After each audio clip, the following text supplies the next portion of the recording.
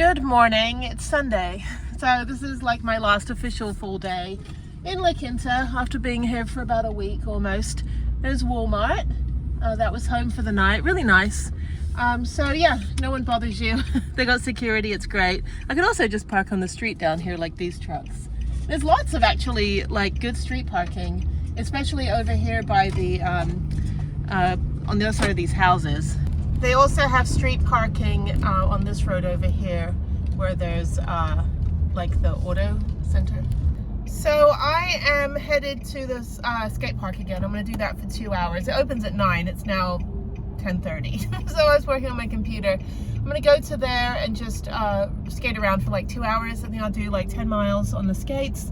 And then I need to take a shower, and then I need to fix this website I'm working on that broke last night because I had a multi-site function, so I need to troubleshoot that. Hopefully it'll be easy. I tried just taking the code out, but I have to like reconfigure like a couple different files and the htaccess stuff and blah blah blah. So I'm kind of getting away from building websites, but I have another project that should have started like over a month ago, and I'm still waiting. And it's like, you can't just show up and say, hey Jenny, build a website, because I have chunks of time where I am stationary, and I have chunks of time where I am traveling and doing like, you know, my nonprofit and videos and stuff, and chunks of time where I'm not in Wi-Fi or I don't even want to touch my computer. So when I have clients call up and they say, hey, I want you to build a website, I said, that's great, I'll build one, but I only have this 2 weeks during this month, and then I'm not available for another like 2 months to do anything for you. So, and even then it's kind of hard with, it's hard to do a lot of like intense programming because I had the hand surgery. So I just kind of stick to like the, you know, fixing people's websites after they didn't hire me 5 years ago, and they hired some high school kids to do it. So then they come back to me and say, hey, high school kids screwed up, can you fix it? So I do a lot of fixes. That's kind of my main thing, is fixing websites. Occasionally previous clients that never paid me will ask me to fix their website, and I said, yeah, you never paid me 8 years ago. You want to like pay that invoice before I get started? So it's just too political, but I really need to focus on the nonprofit. Up for an award in like a week and a half, which will be nice, 2 weeks from now. Got to work on that. So I have a lot of other stuff to do. I've got applications to fill out, things like that. So in the meantime, yeah, I mean, I've got the outdoor adventure, I've got the YouTube, I've got the networking with the adventure companies, I've got my own self-care, working on dealing with Jeff, getting him out of the medical center. So I've got a lot of stuff on my plate, but for me to sit down and spend 3 days building a website, like I have to put that chunk of time away and make sure that I have that for the client. And then like now I'm not going to take like half up front or payment when I finish, because if I use 3 days of my time and then I never get paid, well, that's 3 days I could have done for everything, used for everything else that I was doing. So I only take 100% up front now. And some clients are like, well, I don't want to pay for work not rendered. I'm like, okay, then let me know when you change your mind, because I'm not working for free anymore. I've got $326,000 on the street of the last 15 years where last invoices were not paid. And of course, most of those websites were built on the client server, meaning that I couldn't just like take it hostage until they paid me, which is what I would have done if it was on my server. So I end up getting locked out. They don't pay the last invoice. They make a crap ton of money on the website I built for them. I have to go turn around and send them like legal notices. It gets exhausting. And once in a while they'll come back and say, hey, we need an update to our site. I said, yeah, you owe me the final invoice. And then they'll pay it finally. So I've got, you know, from at least 10 or 15 years ago, going back maybe until like 2010, work that I've done for people that I never got paid for. And people are like, oh, you shouldn't have done the work to begin with. They paid me 75% of the cost, but they didn't pay me that last invoice. And those last invoices add up a lot when you've done over 500 websites. So, and of course, you know, I trusted them every time. I'm like, oh yeah, they will pay me. And then, oh no, they don't. Anyway, so I'm at the skate park here. Hopefully it's not too busy. I should have come earlier. It's going to be hot today. It's going to be in the 70s. So it's not busy at all. That's good. I can't predict what the skateboarders are going to do. That's the hard part. I'm like, I don't know where you're going. Like, I'm going to try to do this, the pump track as well. But there's a lot of like grown-ups here, which is funny. But anyway, so yeah, so I'm going to come here. It's not busy at all. People ride bikes, do razor scooters, rollerblade, roller skate. and skateboard. So there's a good mix, and everyone's kind of doing a different thing. But then when the 2-year-olds show up and show me up, I'm like, you know what? It's like, he's like little, like how is it the 2-year-old's better than me? It's like snowboarding. You always get some like 1-year-old out there doing like, you know, backflips on the half pipes. And I'm like, yeah. I'm out there just trying to like not fall on my face getting off the ski lift. So yeah, one of those people. Anyway, okay, so before it gets too busy, everyone's at church this morning, probably. But it is right now 10:30. My clock is still on Arizona time because I'm mourning the fact that I don't have cheap gas here. I did pretty well. I've only filled up one time this week. And I didn't even move it from E. I put $60 in last night. I only went to 200 miles. So I was like, it's a 360 mile tank. Like, where's the rest of my miles? People, that's $60 and I only got 200 miles of gas. Anyway, but yeah, so I'm not going anywhere tomorrow. I'm just probably going to do this again. Well, this opens at noon tomorrow, so I won't be able to be here. So I'll probably go to the gym or go for a hike early, super early in the morning, take a shower and get out of here.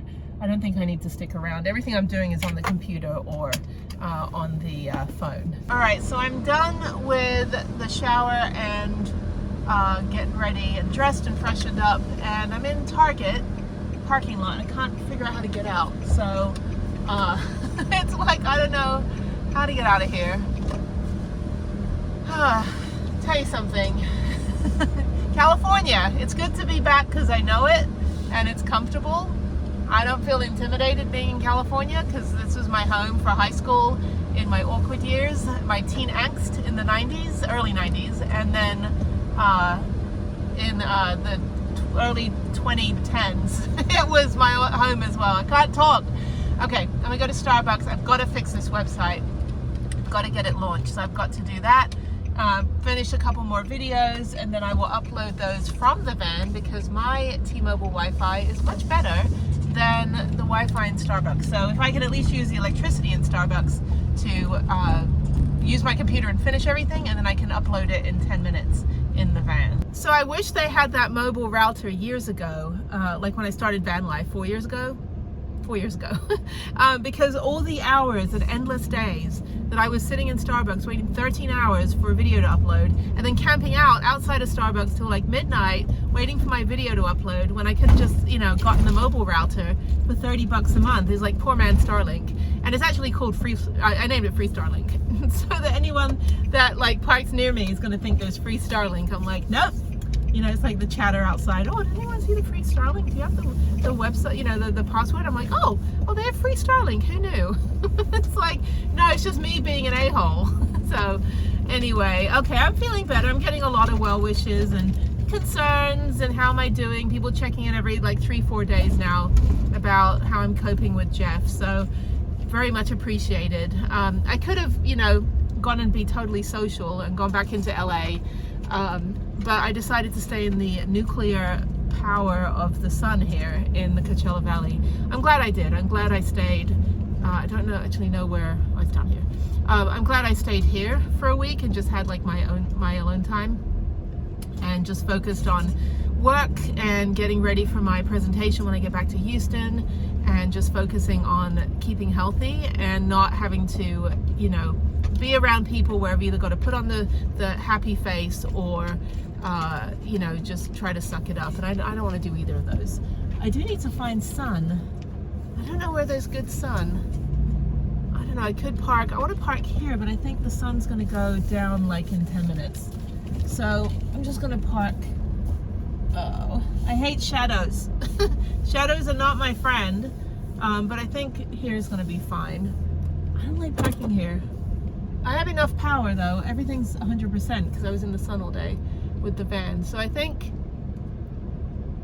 I'm going to park over here where I normally park.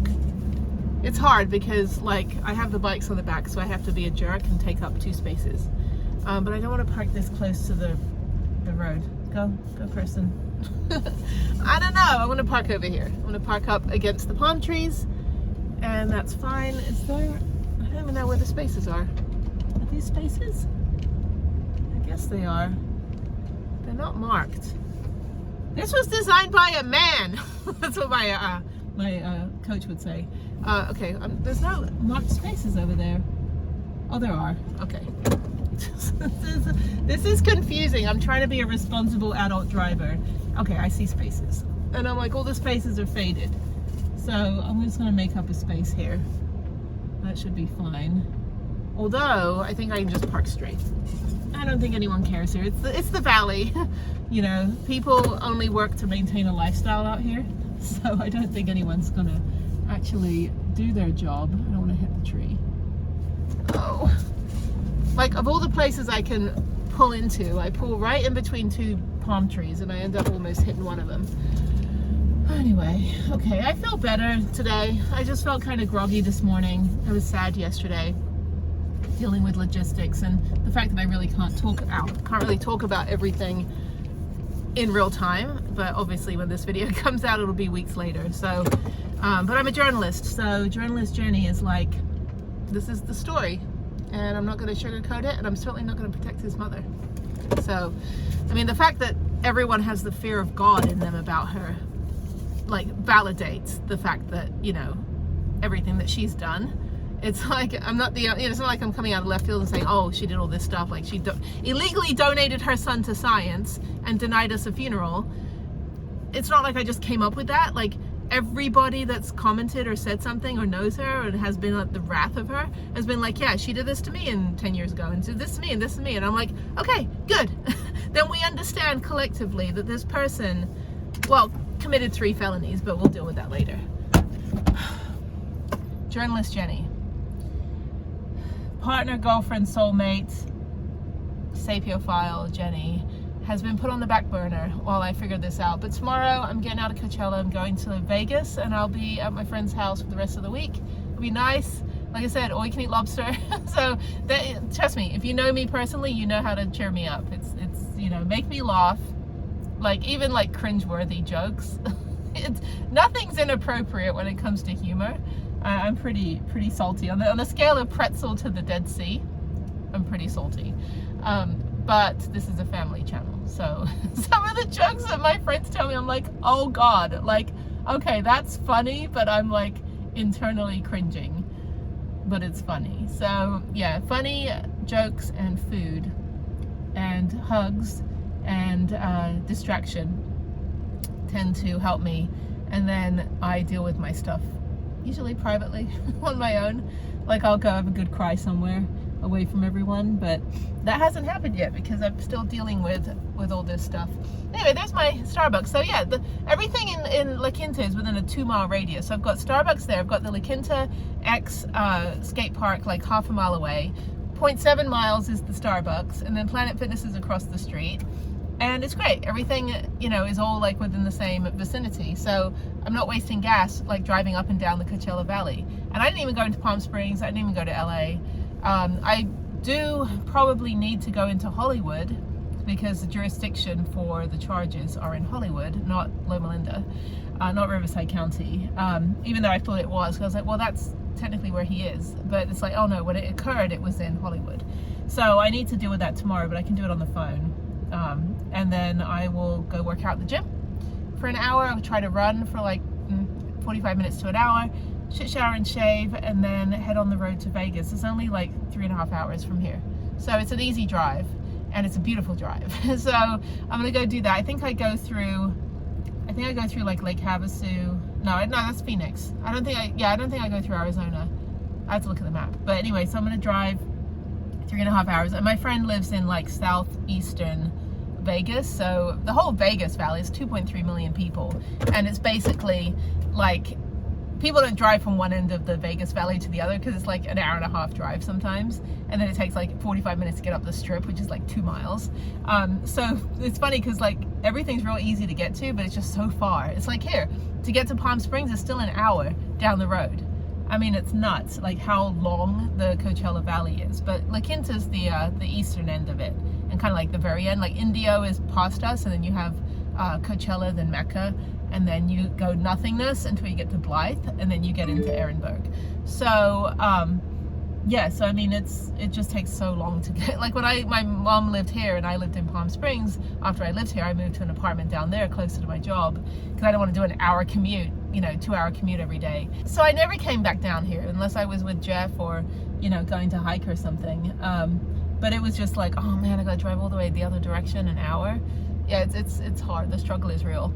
But it's beautiful, and I'm glad I'm out here. It's been great weather. It was really cold beginning of the week. I can't believe Monday I was in Joshua Tree. It just seems like it's 1,000 million years ago. Today's Sunday, so I've been here almost a week. And it was cold and rainy Monday and Tuesday. And then it's just been beautiful weather. It's hot today. It's like 75, 80 degrees today. That's why I only did like an hour and a half at the skate park, because I'm like, I'm tired, and I have a salad waiting for me, and I'm hungry. And I have some cheese. So I had half a cheese board and a salad, a Caesar salad, and that was good. And so now I'm just gonna figure out this stupid website, maybe get a Frappuccino because it is hot. And I still have my tea. I always bring my tea in with me everywhere I go now, with my little Beatles inspired sticker I put on there. And when I was in Burning Man, when I was in Schoolipalooza, and we were in the box truck, in Mark's box truck, and then somebody was like, oh, the lights are making the lady's colors look weird. I'm like, that's not a lady, that's George Harrison. Best Beatle. So I was like, look, it's Paul, there's John, Paul, Ringo, and George. I mean, it's not girl. I mean, circa 1969, they looked a little more feminine because they had long hair and but they had long beards too. So George Harrison, actually the best Beatle, my favorite Beatle. So anyway, my sister went to high school in London. She's 12 years older, but she went to high school in England in the early 80s to the American International School, and Ringo Starr's son was in there, and so was Jim Henson's kids. So she went to school with them. They're all about the same age, and so like, a bunch of famous, because they had all the movie studios there, and so like they were filming Aliens, like James Cameron and what's his name, Bill Paxton were friends. They were set designers. They were working on movies there, and my nanny, like, because we're poor, right? So we had like a childminder, and so my, government nanny, like, so my nanny, my childminder that took care of us for like 10 years, she, from like age 3 to 13 before I moved to America, and so her husband built movie sets down in the movie studios and worked on like WWE and stuff like that. So he'd always tell us stories about like all the work that he was doing, and it was really cool. And then my mom, I think, worked on some stuff because she was an upholsterer. And so there was, I remember when she sold her saddle, like my parents had a ranch, it was just blah, blah, blah, blah. My parents had a ranch in North Houston, and my cousins on my dad's side, my like second cousins, are all like rodeo ranchers, that kind of thing, up in Amarillo. So I have like a Texan, that's why I live in Houston, I think, I don't know. It was cheap and no state income tax. But yeah, so they're ranchers and do rodeo and stuff and raise horses. And so my parents had a ranch. My sister had a Texan accent back in like 1972 to 74. And so my mom had a horse and a saddle. And I remember when she got divorced from my dad when I was 3 in 1981, I remember her selling the saddle, and she sold it to the movie studio. So I remember we went down there, and it was pretty cool. It's like Pinewood Studios, and then you have Elstree, and I think a few other like smaller ones, but mostly Pinewood Studios. And a couple of my friends' parents worked at the movie studios or the Rolls-Royce factory. And now the Rolls-Royce factory and the airfield ended up becoming the Warner Brothers studio, like a mile from my childhood home. And it's the Harry Potter London experience, which is weird. Because you go to my tiny little small town, like, that everyone knows Watford, but then like, because we had a bunch of like Elton John owned our football team, and like we had some famous people there. Ginger Spice lived like a few blocks away from my house. But then you go there now, and it's just like you get punched in the face with Warner Brothers, and it's like the Harry Potter experience. And it's literally like, here, I'll show you a map. Here's my house, and right, like not even 2 miles away is the Harry Potter experience. So I went back in 2019, and I was like, what the hell? Like, why is this here? But I worked for Warner Brothers. I worked on the Harry Potter movie in 2010. So I built the website for them. I used to build websites for movies, like 100 TV shows and movies. So that was my job. I will never go back to that job again. It was not glamorous. There was so much office politics and other stuff that nobody in the workplace needs to deal with. And as a woman, a 30-year-old woman in the workplace, it was not enjoyable. Casting couch is a real thing, which I have no talent, so thankfully I didn't go to the casting couch. But It was pretty bad. I enjoyed like the technical side. I enjoyed being at the movie sets and like doing the green screen stuff and like wrangling penguins for one of the movies and like working with, you know, famous people and all that stuff. I enjoyed doing all the movie poster mock-ups because they would use us to like pose, you know, for the movies, and I'm in one movie poster that I know of, but a lot of the posters like Batman, Spider-Man, or like, you know, like all these movies are generally like my co-workers and they just paste the head on. So yeah, sorry, spoiler alert. So it's not really that actor, it's really my co-worker and he got pulled into the photo department. I was in a lot of mock-ups, like they'd sketch it out and then submit it to the studio and then they'd digitally create the real poster. But yeah, so like I held a lot of like horror movie like knives and things and like you know, like this, so I had to pose. But they would scope you out. It's totally HR nightmare. They'd be like, oh yeah, we could use you, and I'm like, oh god, I'm like, don't do that. It's like HR, that's bad, you know. But they would like, you know, the first day of your job you meet everybody and then you go to the photo department and they measure you and like say, okay, well, we're gonna come get you. And I was like, oh, terrifying. And you just be working like 6 weeks later and the photo PA would come in and they're like, you and you, Jenny, come in, we're gonna do this. And then you get dragged into like a 3-hour photo shoot, you know, instead of doing your work. It was fun though. It was fun, but the pay was crap. The politics and drama and stabbing in the back and like cutthroat nature of the industry, and you couldn't say anything if you witnessed something bad. Yeah, never go back there again. I have people still in that industry that they love it, they're married to it, it's their thing.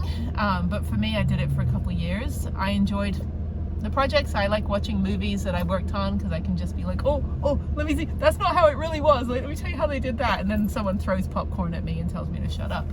I like that part, but I will never work in that industry again, ever. So that's why I moved out of LA. I was like, my daughter's father and my daughter and I moved as soon as I lost my job in a layoff at a different entertainment company. Like 200 people got laid off, and my daughter was a year old, and my daughter's father lost his job 2 weeks later, another layoff, and we said, let's go to Texas. So for 6 months, and that was 11 years ago. So, but anyway, California though, if it wasn't so damn expensive, I would have stayed.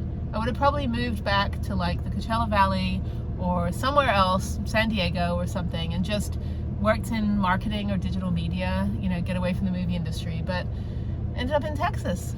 So yeah, my daughter was born at a UCLA Medical Center, so she's a Angelino. So I'm a Londoner, my daughter was an Angelino. So anyway, okay, cool. All right, well that's it. These are all babbling long videos, I just realized, I'm sorry. But I'm clean and my hair is clean and my face is on and I'm not like stinky anymore. So let me kiss my bicep, there we go. But I am strong. So maybe not as strong in my head because I'm sad, believe it or not. Like this is my demeanor, like I'm trying not to cry all the time. I'm trying to keep the public face on because, and I'll talk about it another time, but like the kvetching ring, like plotting where you dump out to and how you expect to be comforted in. So when I'm in public, like I'm not gonna dump out to the barista about what's happening because she's like 7 or 8 circles out from me. Like I'll put it on the screen right now. So she's like out here and she's not gonna, by the time she comforts in, it's gonna be so diluted, I'm just gonna feel defeated. So I only comfort in from people in the inner 2 circles, and this plotting I do every couple months. I'll just replot everybody and decide who's going to be on that first 2 or 3 circles and who's going to be 20 circles out, because it makes it easier for me to manage everything, manage people, manage everybody. Now YouTube is kind of like usually like on the 2nd circle. Like I don't tell you everything, but what I do tell you, well actually no, it's kind of hard because I'm not, it's parasocial, so I'm not getting the dumping in, or like the comforting in, I'm just dumping out. So, but I feel relieved when I speak to the camera. So for me, it's like, even if no one's physically responding with a comment like, hey, we're with you, we love you, I'm still feeling like I'm getting the comfort because I'm feeling that release. And so it's very different. Parasocial relationships are very different when you're a journalist and media like me, or a micro-influencer like me, than when you're in person with someone. But when I do see my friends that do watch my channel, or other influencers that we follow on Instagram and YouTube, and we see something they posted, or they see something I posted, then I get the in-person comfort. And that's what happened at Schoolypalooza. I got just the biggest hugs, you know, I got the biggest warmth and welcoming, even from people I only knew from following them on Instagram, and then I meet them in real life and I'm like, you guys are pretty damn cool. Not everybody there. Some people were just like way out in left field, like not my crowd, because I don't drink, smoke, do drugs, nothing. So like there was that crowd at the other end of the peninsula, but in my end, in the family camp with like my friend Chris and then, you know, the teepee guy and like some other people, it was great. Okay, it's 4:30 now. I was done with the skate park at like 1 o'clock today, so I've just been hanging in the van, and then it took me like an hour and a half to take a shower, do my hair and check messages and stuff and sit down. So now I'm gonna go into Starbucks and I'll be here until they close at probably 9 o'clock tonight. And then I'm out of here. Oh, I don't need any groceries. I should probably, so I don't have to do it when I'm in Vegas, because I don't want to have to drive the van all over Vegas, because that's my only transport. So I think I'll probably get some groceries this evening before I leave, and then that way I've got enough. Although I'll be at my other friend, everyone I know is called Chris, my other friend Chris's house, and he's got food, and he promised me a lobster all-you-can-eat buffet. So, and of course, it's not like you can't find food in Vegas. I mean, they've got like the most ridiculous restaurants there. But anyway, so yeah, and then I'm home Friday, flying home Friday. So it was an interesting 3 weeks, not how I planned it. I planned to see Jeff this week. I had planned to have been with him for the last at least 8-9 days, maybe longer, maybe 10 days with him in the hospital every day. And unfortunately, I was dealing with the worst nightmare that I could ever have imagined. And that's trying to get his body out of a lab. Yeah, he just needs, you know, dignity, and whatever anybody, you know, his friends, his biker friends, whatever, don't really care about them. Whatever they thought, or how they made it all about them and how they feel during his struggle and his tragedy, like, I don't give a shit. Like, you weren't there for him, you didn't visit, you didn't get to claim him, you know. So I'm just trying to get some dignity and get the funeral arranged, and then we'll figure out who gets to go to that funeral. And I think it'll just be like close circle, intimate circle, and close family and friends. So I don't think it, like I said, it's going to be the, you know, 72 Harley Davidson salute. It's just like, no, these people, yeah. Jeff was fully aware. Actually, the last conversation I had with him, he was fully aware of who abandoned him. Like, he was not completely out of it with his brain trauma. Like, he was pretty sharp in places, but then he didn't know what day it was, and he couldn't remember why he lost his leg. But he did, you know, we did have a long 2.5-hour conversation back in December.